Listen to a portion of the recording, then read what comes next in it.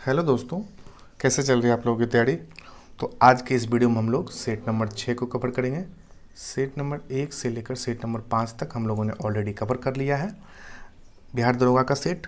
तो set number 6 को इस वीडियो में हम लोग कवर करेंगे शांति के साथ। और सेट नंबर 1 से सेट नंबर 5 तक का लिंक आप लोगों को दे दिया जाएगा नीचे डिस्क्रिप्शन में।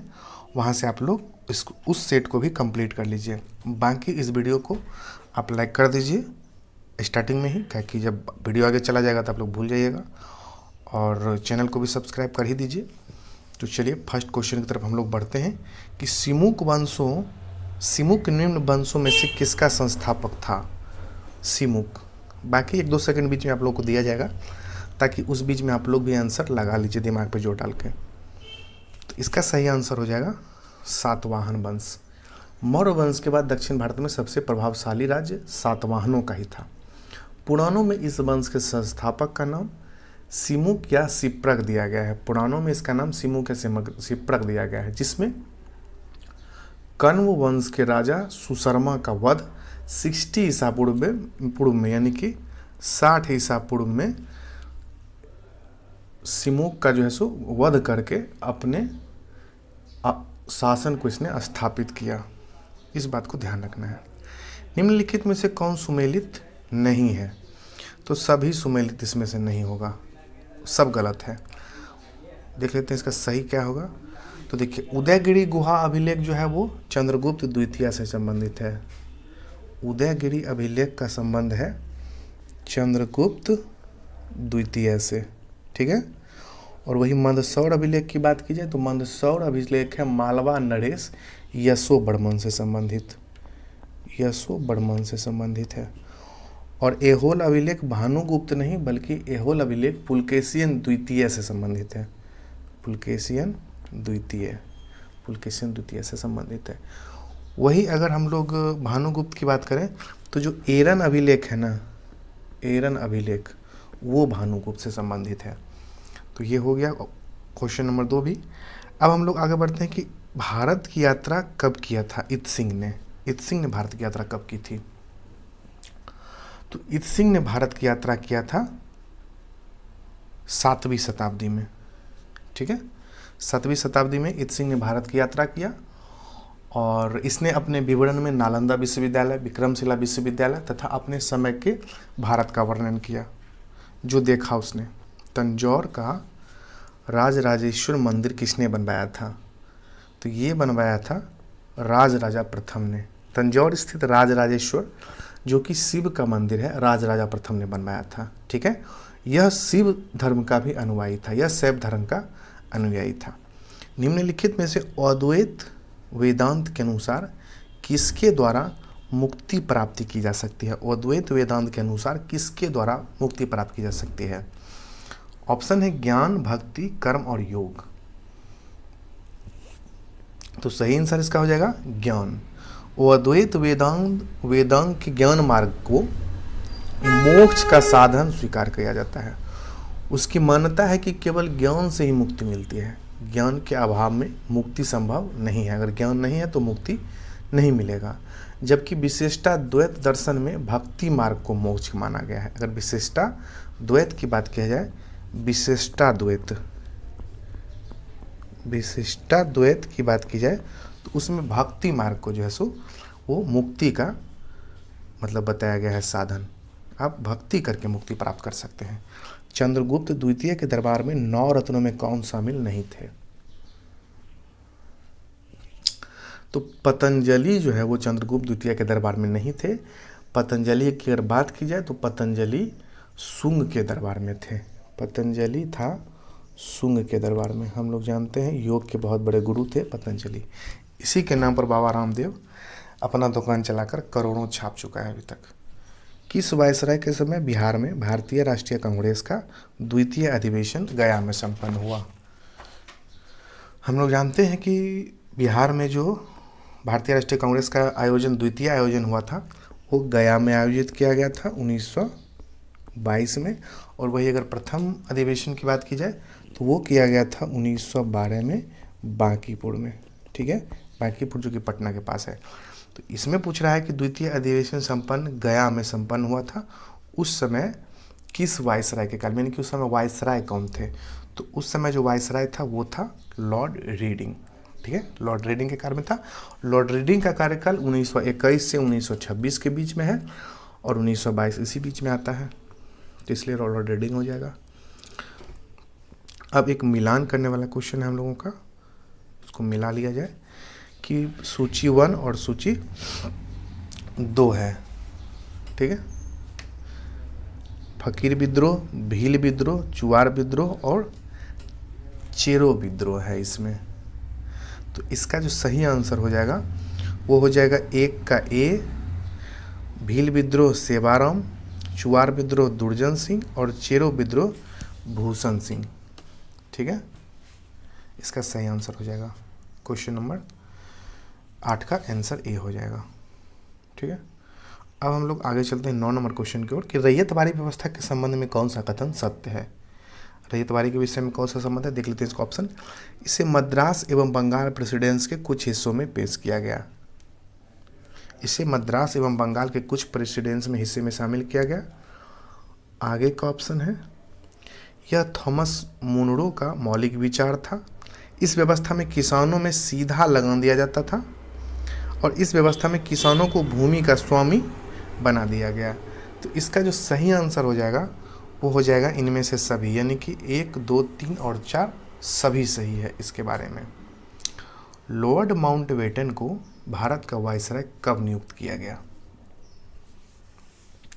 तो लॉर्ड माउंटबेटन को किया गया था, वायसराय बनाया गया था, उसका डेट हम लोग याद रखेंगे 24 मार्च 1947 को।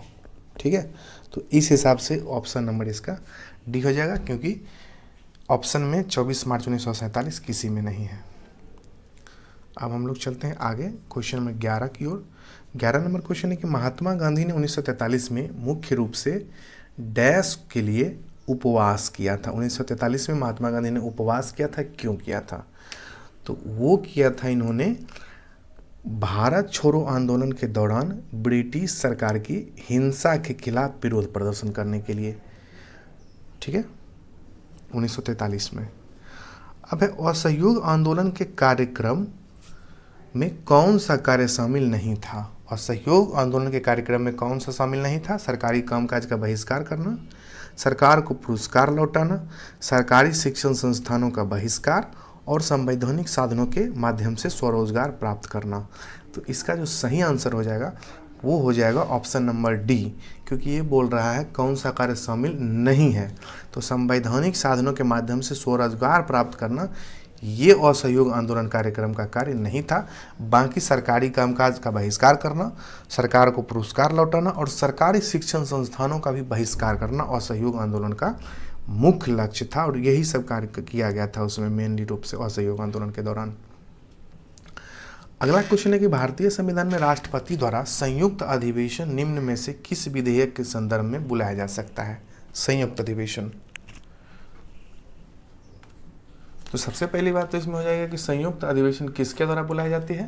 तो ये बुलाया जाता है राष्ट्रपति के द्वारा, और ये बुलाया जाता है साधारण विधेयक पर, और एक बुलाया जाता है ये वित्तीय विधेयक पर।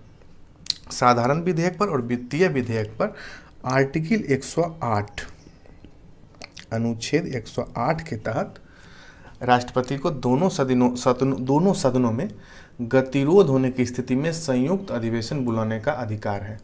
जिसकी अध्यक्षता कौन करता है? तो इस बात को भी ध्यान रखना है, जिसकी अध्यक्षता करता है लोकसभा का जो अध्यक्ष होता है, लोकसभा का अध्यक्ष, लोकसभा का जो अध्यक्ष होता है, बहुत इंपॉर्टेंट क्वेश्चन डिस्कस करने हम लोग कि जो लोकसभा का अध्यक्ष होता है ना, वही संयुक्त अधिवेशन की अध्यक्षता भी करता है। बुलाता राष्ट्रपति है लेकिन अध्यक्षता इसका लोकसभा का अध्यक्ष करता है। ठीक है, संयुक्त अधिवेशन केवल साधारण विधेयक और वित्त विधेयक के संदर्भ में बुलाया जा सकता है। किसी भी हाल में धन विधेयक और संविधान संशोधन विधेयक के संदर्भ में संयुक्त अधिवेशन नहीं बुलाया जा सकता है। धन विधेयक के संबंध में और संविधान, ये जो ऑप्शन नंबर 2 है, यानी कि धन विधेयक और संविधान संशोधन विधेयक, इसके संदर्भ में कभी भी संयुक्त अधिवेशन नहीं बुलाया जा सकता है। तो बहुत इंपॉर्टेंट क्वेश्चन था, इसलिए इसका एक्सप्लेनेशन भी थोड़ा ज़्यादा हो गया डिटेल्स में, कोई बात नहीं है।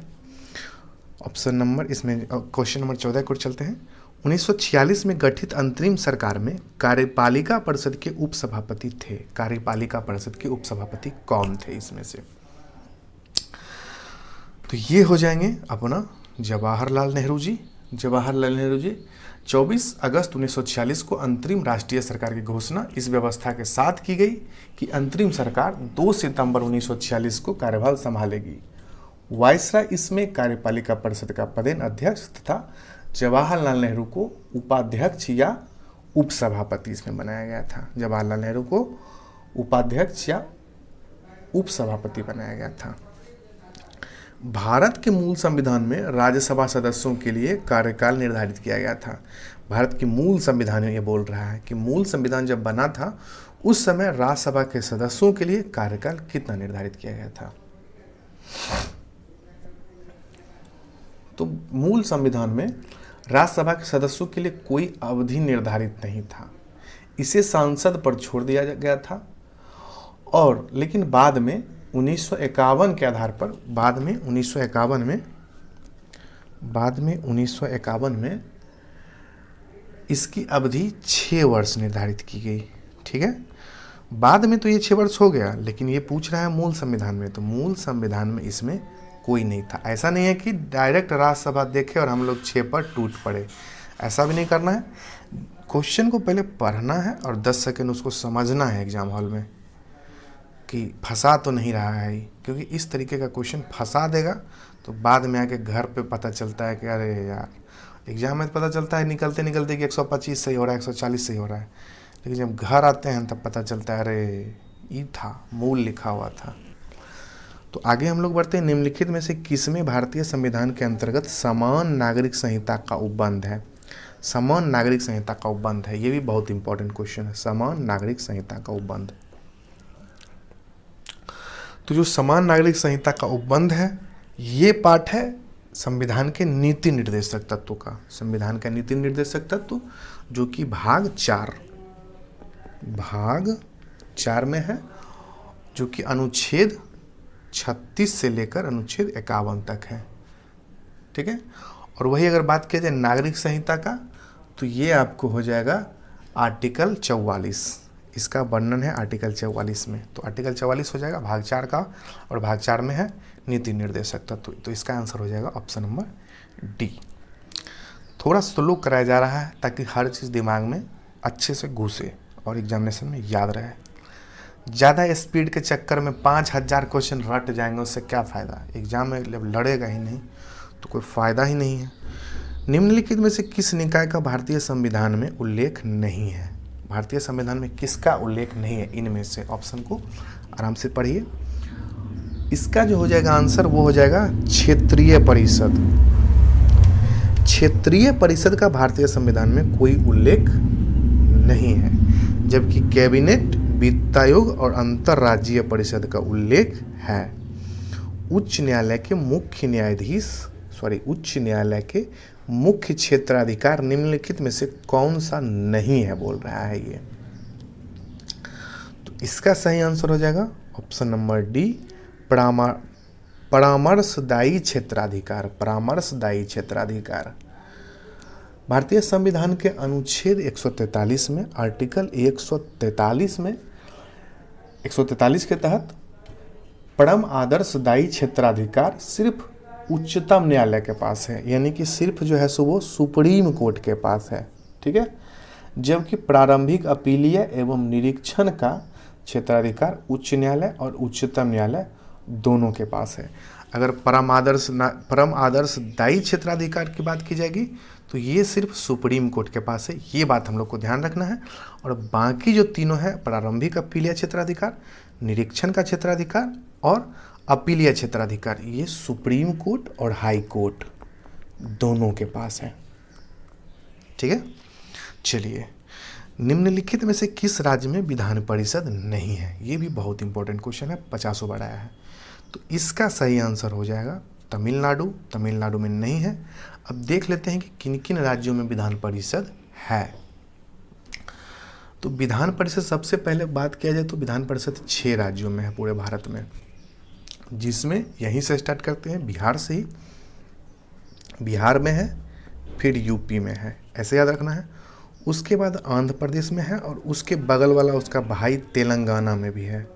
तो यहाँ से ये भी याद हो जाएगा, बिहार यूपी भी याद हो जाएगा, आंध्र प्रदेश और तेलंगाना भी याद हो जाएगा। और एक महाराष्ट्र में है, महाराष्ट्र भी याद है हम लोगों को, और एक कर्नाटक में है। तो कर्नाटक पे थोड़ा मतलब टेंशन है कि कर्नाटक है या तमिलनाडु है, तो कर्नाटक याद रखना है हम लोग को। कर्नाटक में विधान परिषद है और बाकी में नहीं है। साउथ इंडिया में कर्नाटक, तमिलनाडु और आंध्र प्रदेश में है। ठीक है, अब हम लोग बढ़ते हैं, पंचायत चुनाव कराने का निर्णय किसके द्वारा लिया जाता है। तो जो पंचायत चुनाव होता है, मुखिया, सरपंच, ये सब वाला दिस डेट, वो कराने का अधिकार राज्य सरकार का होता है, राज्य सरकार का होता है, निर्वाचन आयोग नहीं होता है। पंचायत की संविधान को 7वीं अनुसूची में राज्य सूची का विषय माना गया है। पंचायत के संविधान को 7वीं अनुसूची में राज्य सूची का विषय माना गया है। और अनुच्छेद 243 के अनुसार, इस आर्टिकल को याद रखना है, अनुच्छेद 243 का के, अनुच्छेद 243 का के अनुसार पंचायतों के चुनाव कराने के निर्णय राज्य सरकार द्वारा राज्य निर्वाचन आयोग के परामर्श पे लिया जाता है। यह राज्य निर्वाचन आयोग के परामर्श पे लिया जाता है, राज्य निर्वाचन आयोग के परामर्श पे लिया जाता है। बहुत इंपॉर्टेंट क्वेश्चन है। भारत के सर्वोच्च न्यायालय के कार्यवाहक मुख्य न्यायाधीश की नियुक्ति करता है। तो भारत के जो सर्वोच्च न्यायालय के कार्यवाहक मुख्य न्यायाधीश की नियुक्ति करता है, वो नियुक्ति करते हैं अपने राष्ट्रपति जी, अनुच्छेद 126 के अनुसार, आर्टिकल 126। आर्टिकल 126 के अंतर्गत सर्वोच्च न्यायालय के कार्यवाहक मुख्य न्यायाधीश की नियुक्ति राष्ट्रपति के द्वारा की जाती है। और ऐसा तब किया जाता है जब मुख्य न्यायाधीश का पद रिक्त हो और वह अपने कर्तव्यों का निर्वहन करने में असमर्थ हो। अगर कर्तव्य नहीं कर पा रहा है तो इसमें कार्यवाहक मुख्य न्यायाधीश की नियुक्ति की जाती है। और आर्टिकल 126 भी ध्यान रखना है, आर्टिकल भी कई बार पूछ देता है डायरेक्ट। अब हम लोग आगे बढ़ते हैं कि निम्नलिखित में से कौन सा संविधान संशोधन 8वीं अनुसूची के भाषा से संबंधित नहीं है। 8वीं अनुसूची में हम लोग जानते हैं कि भाषा है। 8वीं अनुसूची के अंतर्गत 22 भाषाओं का वर्णन है और ये 22 भाषा 1967, 1992 और 2003 में, यानी कि 21वां संविधान संशोधन 1967, 36वां संविधान संशोधन जो है सो ये रिलेटेड है सिक्किम से। सिक्किम भारत का 22वां राज्य बना था 1900 कब, तो 1975 में, ये इससे संबंधित है। बाकी तीनों 8वीं अनुसूची से संबंधित है। थोड़ा इस पे फोकस डाल देते हैं। अगर हम लोग इसमें बात कर लिया जाए 21वां, 71वां और 92वां संविधान संशोधन करके क्रमशः जो है सो सिंधी, कोंकणी, मणिपुरी, नेपाली तथा मैथिली, बोडो और संथाली और साथ ही साथ डोंगरी भाषाओं को संविधान के 8वीं अनुसूची में जोड़ा गया था। ठीक है, बहुत इंपॉर्टेंट क्वेश्चन है ये। एशियाई जंगली गधा कहाँ पाया जाता है। एशियाई जंगली गधा कहाँ पाया जाता है, तो ये पाया जाता है कच्छ के रण में। ठीक है, विश्व मौसम विज्ञान संगठन का मुख्यालय कहाँ है। विश्व मौसम विज्ञान संगठन का मुख्यालय कहाँ है, तो इसका मुख्यालय है जेनेवा में। अगर विश्व मौसम संगठन मुख्यालय जो कि स्विट्जरलैंड में जेनेवा में है, स्विट्जरलैंड देश में, और जेनेवा एक जगह वहीं पे है। यह यूनाइटेड नेशन का ही एक इकाई है, यूएनओ का। और इसके स्थापना की बात की जाए तो इसका स्थापना किया गया था 1950 में। इस बात को भी ध्यान रखते आगे चलते हैं। किस बायोम में सबसे कम तापांतर पाया जाता है। किस बायोम में सबसे तापांतर सबसे कम होता है, टेम्परेचर, तो वो होता है हम लोग का सदाबहार वर्षा वन में, सदाबहार वर्षा बायोम में। ठीक है, तापांतर सबसे कम होता है। क्वेश्चन नंबर 26 की ओर चलते हैं।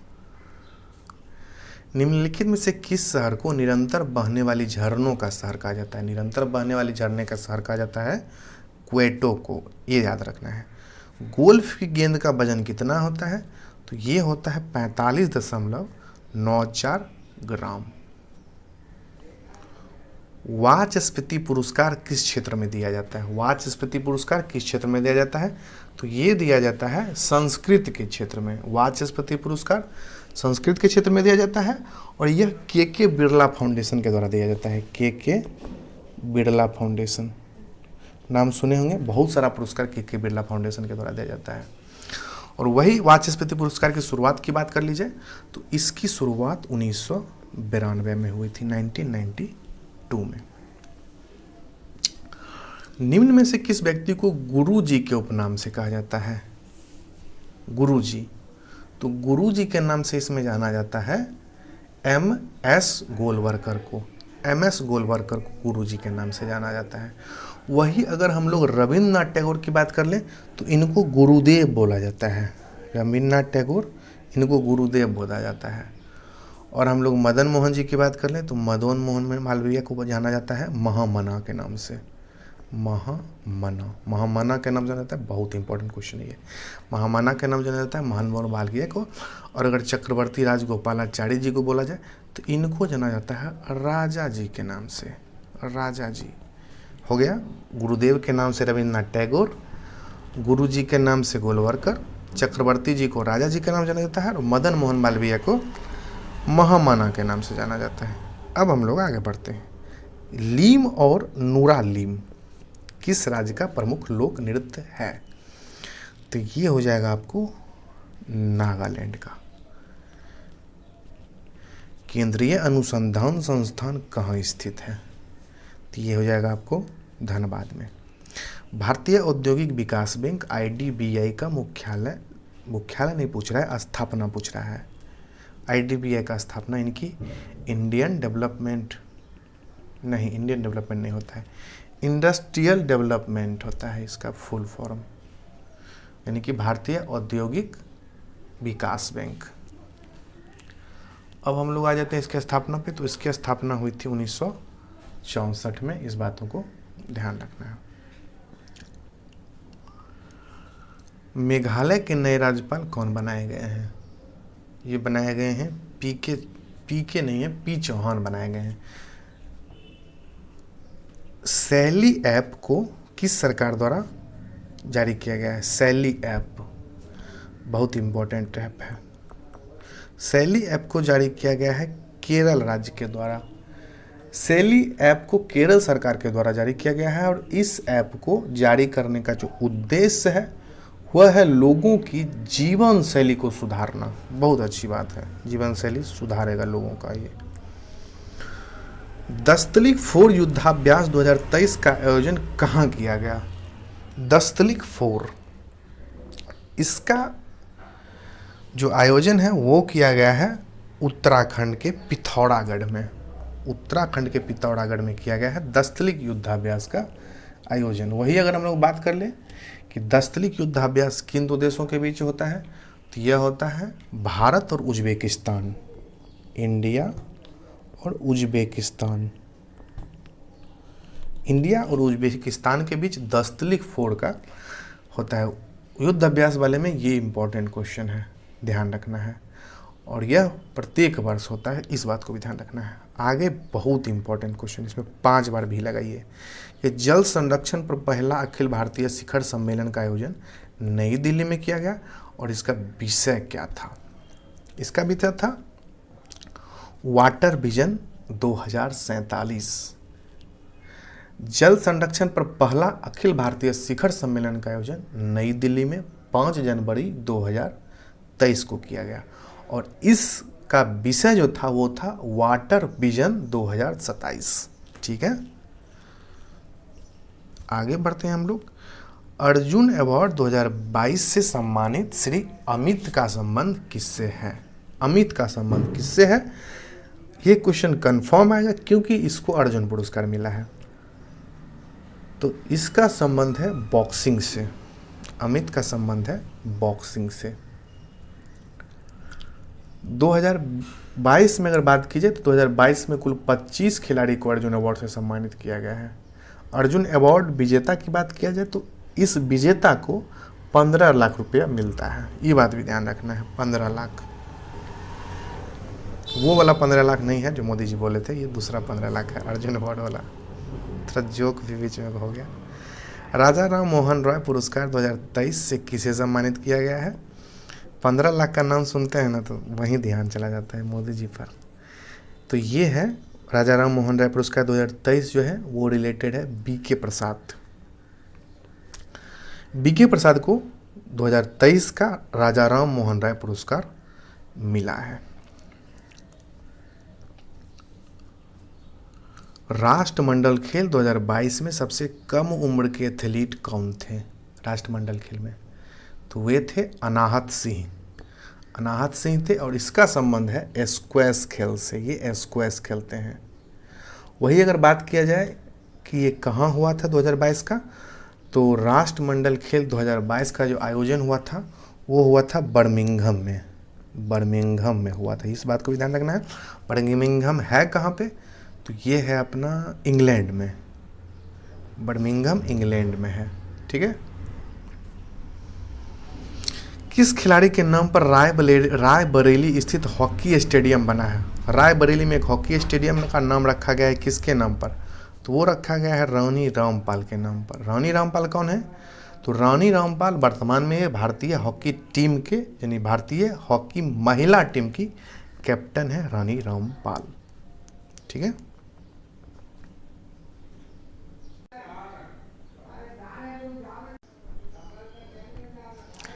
वर्ष 2023 में किसे एबेल पुरस्कार हेतु चुना गया है? तो एबेल पुरस्कार के लिए चुना गया है लुइस कैफेरेली को। वर्ष 2023 में लुइस कैफेरेली को गणित के लिए एबेल पुरस्कार मिला है। एबेल पुरस्कार की बात किया जाए तो यह दिया जाता है नॉर्वे के राजा के द्वारा। प्रतिवर्ष गणित के क्षेत्र में दिया जाता है, जो गणित में कुछ फार्मूला या नया चीज़ कुछ खोजते हैं उनको। कॉल बिफोर यू डाई यानी कि मरने से डाई नहीं है, डिग है। कॉल बिफोर यू डिग नाम से ऐप जारी किया गया है, जिस ऐप को जारी किए हैं नरेंद्र मोदी ने। हाल ही में किस देश में हाल ही में घोड़े यात्रा त्यौहार को मनाया गया है? तो यह मनाया गया है नेपाल में। अंतर्राष्ट्रीय वन दिवस 2021 का क्या विषय था? अंतर्राष्ट्रीय वन दिवस 2021 का जो थीम था वो था forest and health. Forest and health. NBD ने नए सदस्य देश के रूप में किसे शामिल किया है? तो ये शामिल किया है मिस्र को। हाल ही में किस सांसद की सदस्यता लोकसभा सचिवालय द्वारा निरस्त कर दिया गया है? तो ये है राहुल गांधी, जिनका सदस्यता रद्द कर दिया गया है। जियो सिनेमा के ब्रांड एम्बेसडर कौन बने हैं? तो ये बने हैं सूर्य कुमार यादव। डीजल परिवहन के लिए मैत्री पाइपलाइन, जिसकी लंबाई 131 किलोमीटर है, यह किन दो देशों से संबंधित है? बहुत इंपॉर्टेंट क्वेश्चन है ये। तो ये संबंधित है भारत और बांग्लादेश से। ऑस्ट्रेलिया ओपन 2023 महिला एकल का खिताब किसने जीता है? तो ये जीता है एरिना सबलेका ने। एरिना सबलेका ने ऑस्ट्रेलिया ओपन 2023 में महिला एकल का खिताब जीता है। हाल ही में किस राज्य में 19 नए जिले के गठन का ऐलान किया गया है? तो ये किया गया है राजस्थान में। ग्लोबल फायर इंडेक्स 2023 में भारत का स्थान कितना है? तो भारत का स्थान इसमें चौथा है। पहला नंबर पर इसमें USA है, दूसरा नंबर पर इसमें रूस है और तीसरा नंबर पे इसमें अपना जानी दुश्मन टिकटॉकर चाइना है। ठीक है।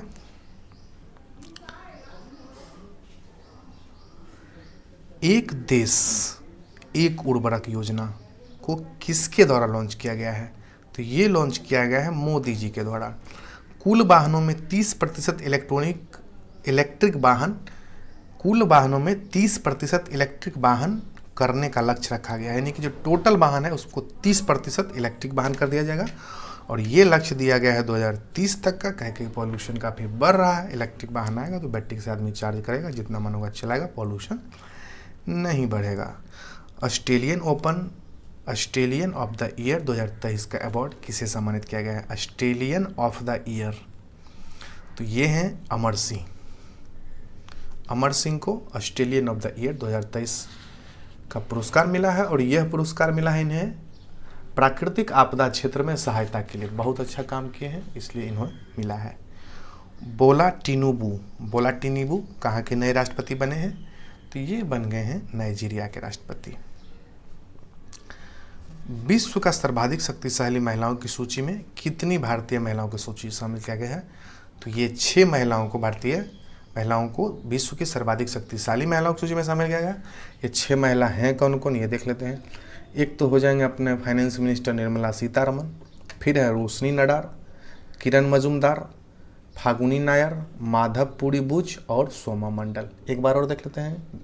निर्मला सीतारमन, रोशनी नडार, किरण मजूमदार, फागुनी नायर, माधवपुरी बुच और सोमा मंडल। हाल ही में वाईके अलग का निधन हो गया। इनका संबंध किस क्षेत्र से था? तो इनका संबंध था अर्थशास्त्र से। वाईके अलग का फुल फॉर्म की अगर हम लोग बात कर लेते हैं तो योगेंद्र के अलग इनका फुल फॉर्म है। ये 1992 से 1996 तक जवाहरलाल नेहरू विश्वविद्यालय यानी जेएनयू के कुलपति भी रह चुके हैं। ठीक है। एक प्रभावी कोरियोलिस बल किस कारण होता है?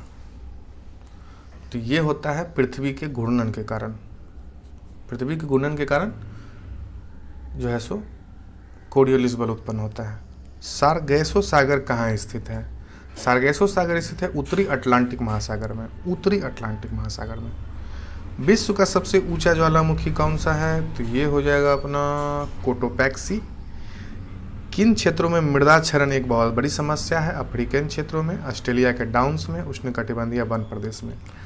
तो इसका सही आंसर हो जाएगा उष्णकटिबंधीय वन क्षेत्र में मृदाक्षरण एक बहुत बड़ी समस्या है। निम्नलिखित में से कौन सी श्रृंखला भारत के केवल एक राज्य में ही फैला हुआ है? बहुत इंपॉर्टेंट क्वेश्चन है, बार बार इसमें ये क्वेश्चन सेट में बैठता है। तो कौन सी श्रृंखला भारत के केवल एक राज्य में है? तो ये हो जाएगा अजंता। अजंता है कहाँ पे? तो अजंता यह श्रेणी जो है सो ताप्ती नदी के पश्चिम में पूरब की ओर फैले हैं और यह भारत का एकमात्र पर्वत श्रृंखला है जो एक राज्य में ही सीमित है और यह महाराष्ट्र में है। महाराष्ट्र। निम्नलिखित में से कौन ब्रह्मपुत्रा की सहायक नदी नहीं है? तो दिबांग, लोहित और कामेत ये तीनों ब्रह्मपुत्रा की सहायक नदी है। इसका सही आंसर हो जाएगा ऑप्शन नंबर डी। नहीं पूछ रहा है। इंदिरा गांधी नहर का उद्गम स्थल है। तो इंदिरा गांधी नहर का उद्गम स्थल कहाँ है? तो इसका उद्गम स्थल है हरिके बैराज। इंदिरा गांधी नहर का उद्गम स्थल हरिके बैराज है। यह बैराज सतलज तथा ब्यास नदी के तट पर स्थित है। हरिके बैराज सतलज और ब्यास, सतलज और ब्यास, एसपी, सतलज और ब्यास के तट पर स्थित है। इंदिरा गांधी नहर परियोजना भारत की सबसे बड़ी नहर प्रणाली है। इस बात को भी ध्यान रखना है। भारत में सर्वाधिक क्षेत्रफल में किस प्रकार की मिट्टी पाई जाती है? सर्वाधिक क्षेत्रफल पर भारत में पाया जाता है जलोढ़ मिट्टी। ठीक है। निम्नलिखित में से ऑक्जेलिक एसिड का प्राकृतिक स्रोत क्या है? ऑक्जेलिक एसिड का प्राकृतिक स्रोत है टमाटर। लुई पास्चर को किस स्रोत के लिए जाना जाता है? लुई पास्चर को जाना जाता है रेबीज के टीके के लिए। रेबीज का टीका और दूध का पास्चुराइजेशन की खोज लुई पास्चर ने किया था। लुई पास्चर ने रेबीज का टीका और दूध का पास्चुराइजेशन, समझे? अब आगे हम लोग बढ़ते हैं। पौधे में ऊर्जा का अंतिम स्रोत क्या है? पौधे में ऊर्जा का अंतिम स्रोत हो जाएगा आपका क्लोरोफिल। कहाँ है? क्लोरोफिल हो जाएगा। निम्नलिखित में से किस पौधे में पादप काय के एक हिस्से से दूसरे हिस्से में जल एवं अन्य पदार्थों के संवहन हेतु विशिष्ट ऊतक मौजूद होते हैं? तो ये होता है अपना मर्सिलिया। इसका सही आंसर हो जाएगा। पौधे में पादप काय के एक हिस्से से दूसरे हिस्से में जल एवं अन्य पदार्थों के संवहन हेतु विशिष्ट ऊतक मौजूद होते हैं। चेचक या स्मॉल पॉक्स किस वायरस के कारण होता है? तो ये होता है वेरिसेला वायरस के कारण। अंडे को अंडाशय से गर्भाशय तक किसके द्वारा ले जाया जाता है? अंडे को अंडाशय से गर्भाशय तक ले जाया जाता है अंडवाहिका के द्वारा। अस्थि कोशिकाएं एक हार्ड मैट्रिक्स में अंतः स्थापित होती है जो निम्न में से किसका बना होता है? तो यह बना होता है कैल्शियम का और फास्फोरस का। निम्नलिखित में से कौन सा अंग मनुष्य के उत्सर्जन तंत्र का भाग नहीं है? तो मनुष्य के उत्सर्जन तंत्र का भाग गर्भाशय नहीं है। गर्भाशय जो है वो है आपको प्रजनन तंत्र से संबंधित, ये तंत्रिका उत्सर्जन तंत्र से संबंधित नहीं है। मानव शरीर की सबसे बड़ी धमनी कौन सी है? मानव शरीर की सबसे बड़ी धमनी है महाधमनी। विज्ञान की वह शाखा कौन सी है जिसका उद्देश्य मानव जनसंख्या आनुवांशिक गुणवत्ता में सुधार करना है? मानव जनसंख्या आनुवांशिक गुणवत्ता में सुधार करना है। तो इसका सही आंसर हो जाएगा यूजेनिक्स। ठीक है, अब हम लोग आगे बढ़ते हैं, क्वेश्चन नंबर 76 पे आ चुके हैं। कोशिका का वह बाह्यतम आवरण कौन सा है जो कोशिका के अवयवों को उसके बाह्य आवरण से अलग करता है? कोशिका का वह बाह्यतम आवरण कौन सा है जो कोशिका के अवयवों को उसके बाह्य आवरण से अलग करता है? तो वो हो जाएगा प्लाज्मा झिल्ली। निम्नलिखित में से क्या समानता है? निम्नलिखित में क्या समानता है? कार्बन, सिलिकॉन, बोरॉन और आर्सेनिक, इसमें क्या समानता है? तो इसमें समानता यही है कि ये सभी गैर धातु हैं। ठीक है, गर्म करने पर कैल्शियम कार्बाइड का कैल्शियम ऑक्साइड और कार्बन डाइऑक्साइड में अपघटन निम्नलिखित में से किस अभिक्रिया का उदाहरण है? तो यह है तापीय अपघटन का अभिक्रिया का उदाहरण। तापीय अपघटन अभिक्रिया का उदाहरण है ये। फिनोप्थलीन को सिरके में डालने पर घोल का रंग कैसा हो जाता है? बहुत इंपॉर्टेंट क्वेश्चन है। फिनोप्थलीन को सिरके में डालने पर घोल का रंग कैसा हो जाएगा? तो ये रंगहीन हो जाएगा, कोई भी रंग का नहीं होगा, रंगहीन हो जाएगा। निम्नलिखित में से कौन सा संतृप्त हाइड्रोकार्बन है? तो मीथेन एक संतृप्त हाइड्रोकार्बन है। सोने को तांबे के साथ किस लिए मिश्रित किया जाता है? सोना में तांबा को क्यों मिलाया जाता है? तो इसके मिलाने का एक ही रीज़न है कि सोने को कठोर बनाने के लिए, सोने को कठोर बनाने के लिए, ताकि सोना मजबूत हो सके। सोना सॉफ्ट होता है, अगर डायरेक्ट बना दिया जाएगा तो ये टूट जाएगा। निम्नलिखित में से कौन सी धातु उभयधर्मी ऑक्साइड बना सकती है? उभयधर्मी ऑक्साइड कौन सी धातु बना सकती है? तो यह है जिंक। जिंक उभयधर्मी ऑक्साइड बना सकती है। जल शोधन के लिए निम्नलिखित में से किसका प्रयोग किया जाता है? जल शोधन के लिए, तो जल शोधन के लिए प्रयोग किया जाता है एलम का। डाल्टन का सिद्धांत निम्न में से किस नियम पर आधारित था? डाल्टन का सिद्धांत, तो डाल्टन का सिद्धांत था रासायनिक संयोजन पर, रासायनिक संयोजन पर आधारित था डाल्टन जी का सिद्धांत। ठीक है, आगे है निम्नलिखित में से कौन सी विशेषता एक आदर्श ट्रांसफार्मर में होता है? एक आदर्श ट्रांसफार्मर में क्या विशेषता होता है? तो इसमें विशेषता होता है कुंडलों में प्रतिरोध नहीं होता है, कोरोड में किसी प्रकार की हानि नहीं होती है, कोरोड में अनंत परागम्यता यानी कि चुंबकशीलता होती है। ये सभी आंसर सही है एक आदर्श ट्रांसफार्मर के लिए। एक कंडक्टर का प्रतिरोध किसके व्युत्क्रमानुपाती होता है? एक कंडक्टर का जो प्रतिरोध होता है वो किसके व्युत्क्रमानुपाती होता है? तो वो व्युत्क्रमानुपाती होता है अनुप्रस्थ भाग के क्षेत्रफल का, अनुप्रस्थ भाग के क्षेत्रफल का। जी के मान की एसआई इकाई वही है जो डैश की एसआई इकाई है, यानी कि जी का जो मान का जो एसआई इकाई है वो किसके इकाई के बराबर है? तो वो हो जाएगा त्वरण के बराबर। ठीक है, वही अगर जी की बात करें तो जी का जो संख्यात्मक मान होता है स्मॉल जी का, वो होता है 9.8 मीटर प्रति सेकेंड स्क्वायर, और त्वरण का भी यही एसआई मात्रक होता है मीटर प्रति सेकेंड स्क्वायर। हवा की गति को मापने के लिए निम्नलिखित में से किस उपकरण का उपयोग किया जाता है? तो ये उपयोग किया जाता है एनीमोमीटर का उपयोग, एनीमोमीटर का उपयोग किया जाता है। यदि वायु प्रतिरोध को नगण्य माने तो मुक्त रूप से गिरते हुए पिंड की स्थितिज ऊर्जा और गतिज ऊर्जा का योग क्या होगा। यदि वायु के प्रतिरोध को हम लोग नगण्य मान लेते हैं तो अगर कोई वस्तु मुक्त रूप से गिर रही है तो पिंड की स्थितिज ऊर्जा और गतिज ऊर्जा का योग क्या होगा। बहुत इंपॉर्टेंट क्वेश्चन है। तो उसका योग स्थिर हो जाएगा। ठीक है। निम्नलिखित में से कौन सी ऊर्जा ऊंचाई के साथ बढ़ता है। निम्नलिखित में से कौन सी ऊर्जा ऊंचाई के साथ बढ़ता है। ऊंचाई के साथ कौन सी ऊर्जा बढ़ती है। तो ऊंचाई के साथ बढ़ती है स्थितिज ऊर्जा। ठीक है। स्थितिज ऊर्जा जो होता है पोटेंशियल एनर्जी वो होता है mgh। ऊंचाई बढ़ने पर ऊर्जा बढ़ेगा और ऊंचाई के घटने पर ऊर्जा कम होगा। स्थितिज ऊर्जा में क्या होगा, अगर ऊंचाई बढ़ेगा तो ऊर्जा भी बढ़ जाएगा और ऊंचाई अगर घटेगा तो भी ऊर्जा घट जाएगा। डेयरी में प्रयोग किए जाने वाले दूध से क्रीम को अलग करने की प्रक्रिया क्या कहलाता है।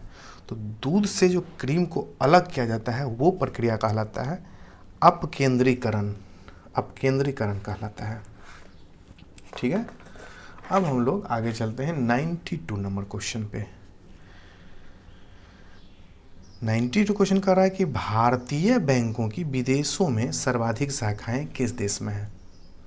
तो ये हो जाएगा आंसर यूनाइटेड किंगडम यूके।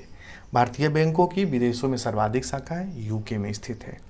यदि जानबूझकर यदि किसी मुद्रा का विनिमय मूल्य अन्य मुद्राओं की तुलना में जानबूझकर कम कर दिया जाए तो उस मुद्रा को क्या कहते हैं। यदि मुद्रा का विनिमय मूल्य अन्य मुद्राओं की तुलना में जानबूझकर कम कर दिया जाए तो उस मुद्रा को क्या कहा जाता है। तो उस मुद्रा को कहा जाएगा अवमूल्यन। अवमूल्यन कर दिया गया है। यदि किसी मुद्रा का अवमूल्यन मूल्य अन्य मुद्राओं की तुलना में जानबूझकर कम कर दिया जाता है तो उसे उस मुद्रा का अवमूल्यन कहते हैं। यह अवमूल्यन परिस्थिति के अनुसार सरकार स्वयं करती है। अगर अवमूल्यन की बात की जाए तो अवमूल्यन स्थिति या परिस्थिति के अनुसार सरकार के द्वारा खुद किया जाता है। सीमांत उपयोगिता के संबंध में कौन सा कथन सत्य है। तो सीमांत उपयोगिता के संबंध में जो सत्य कथन है वो है कि यह शून्य हो सकता है और यह ऋणात्मक भी हो सकता है। यह शून्य और ऋणात्मक दोनों हो सकता है। यानी कि इसका आंसर हो जाएगा सी। सीमांत उत्पादकता शून्य भी हो सकता है और ऋणात्मक भी हो सकता है, माइनस में भी हो सकता है। ठीक है। किस पंचवर्षीय योजना का मूल उद्देश्य तीव्रतम एवं समावेशी विकास था। तीव्रतम और समावेशी विकास किस पंचवर्षीय योजना का लक्ष्य था। तो ये था 11वीं पंचवर्षीय योजना का लक्ष्य। हम लोगों ने 95 क्वेश्चन कंप्लीट आराम से कर लिया है। 5 क्वेश्चन मैथ्स और रीजनिंग का है जिसका आंसर आप लोगों को बता देते हैं। इसको शांति से बना लीजिएगा। बाकी इस 95 जीएस में आप लोगों का कितना सही हुआ इसको कमेंट करके ज़रूर बताइए। वीडियो आप लोग को कैसा लगा ये भी कमेंट कीजिए। आप लोग कमेंट नहीं करते हैं, कमेंट करिए। अच्छा लगा, बुरा लगा, क्या लगा, एक्सप्लेनेशन सही है नहीं है, धीरे करा रहे हैं या जो स्पीड में करा रहे हैं, या और भी किसी टॉपिक जो इच्छा है। अगर वीडियो पसंद आए, नहीं कुछ लग रहा है क्या लिखा जाए तो गुड ही कम से कम लिख दीजिए। तो चलिए हम लोग आगे बढ़ते हैं। अगला 96 नंबर का आंसर हो जाएगा आपको सी 13.1 और 97 का आंसर हो जाएगा ये ए 5.5/11। 98 का आंसर हो जाएगा आपको 98 का आंसर हो जाएगा ऑप्शन नंबर बी यानी कि 225 किलोमीटर। और 99 का आंसर हो जाएगा आप लोगों का 99 का आंसर हो जाएगा आप लोगों का ऑप्शन नंबर ए। और 100 यानी कि जो लास्ट क्वेश्चन है हम लोग का उसका आंसर हो जाएगा ए 3/4। तो सेट नंबर 6 इज़ कंप्लीटेड। अब हम लोग मिलते हैं सेट नंबर 7 में या फिर किसी नए वीडियो के साथ। तब तक के लिए जय हिंद। वीडियो को लाइक, सब्सक्राइब और शेयर कर दीजिए और अपने शुभचिंतकों तक फैला दीजिए जहां भी फैला सकते हैं आप लोग। धन्यवाद।